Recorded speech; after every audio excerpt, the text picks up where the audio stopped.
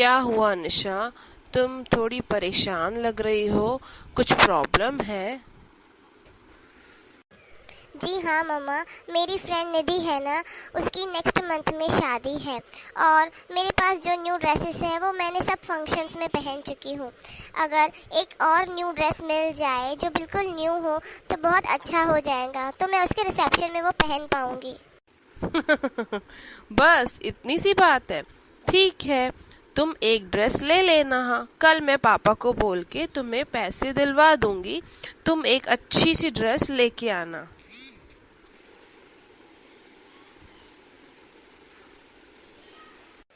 Wow मम्मा, thank you so much. मम्मा, मैं क्या बोल रही थी, अगर आप मुझे एक की जगह दो और एक्स्ट्रा ड्रेसेस ले दोगे तो बहुत अच्छा हो जाएगा। अब आपने एक तो बोल ही दी है, पापा को बोल के दो और ड्रेसेस के पैसे एक्स्ट्रा दिलवा दीजिए ना प्लीज़। उस निधि के यहाँ पे 3 फंक्शंस है तो मैं तीनों फंक्शंस में नई ड्रेस वेयर करना चाहती हूँ। देखो निशा बेटा, तुम्हारे फ्रेंड की शादी है, उसके लिए एक ड्रेस सफिशिएंट है। और लालच करना बुरी बात है। तुमने एक ड्रेस बोला, वो सही लगा। अब तुम 2 ड्रेस बोल रही हो, इसका मतलब लालच आ रही है। लालच करना बुरी बात है। मम्मा प्लीज़ प्लीज़। नहीं बेटा, यहाँ पे लालच आ रही है। इसी बात में मैं तुम्हें एक कहानी सुनाती हूँ, एक लालची पपी की। एक बार की बात है, एक बहुत बड़ा जंगल था और वहाँ पे एक डॉगी रहता था। अच्छा मम्मा, फिर? एक बार उस डॉगी को सुबह से लेके कुछ नहीं मिला था खाने के लिए। वो बहुत देर तक खाना ढूंढ रहा था। वह खाने की तलाश में पूरा जंगल भटक रहा था।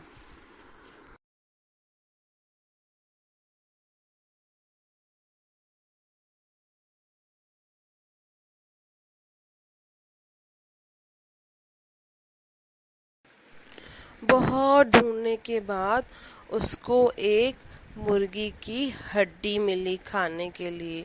यह देखकर वो बहुत खुश हो गया कि वाह, अभी मुझे खाना मिल गया, अभी मैं भरपूर अपना पेट अच्छे से भर पाऊंगा यह खाना खा के।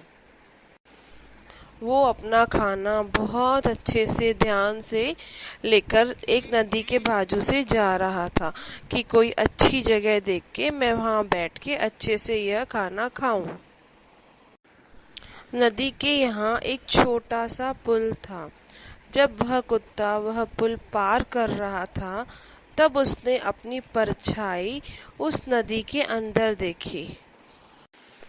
उसने अपनी परछाई को दूसरा कुत्ता समझकर उसके मन में लालच आ गई कि क्यों न मैं उसकी भी हड्डी छीन लूं और वो भी मैं खा लूं। मेरे पास 2-2 हड्डियां हो जाएंगी जो मैं खा सकता हूं और मेरा पेट बहुत भर जाएगा। उसके मन में लालच आ गई और फिर जैसे ही वह हड्डी लेने के लिए उसने अपना मुंह खोला और भौंकना शुरू किया, तो जो उसके मुंह में हड्डी थी वो भी पानी में गिर गई और वह बेचारा रोता रह गया कि जो मेरे पास खाना था वो भी चला गया।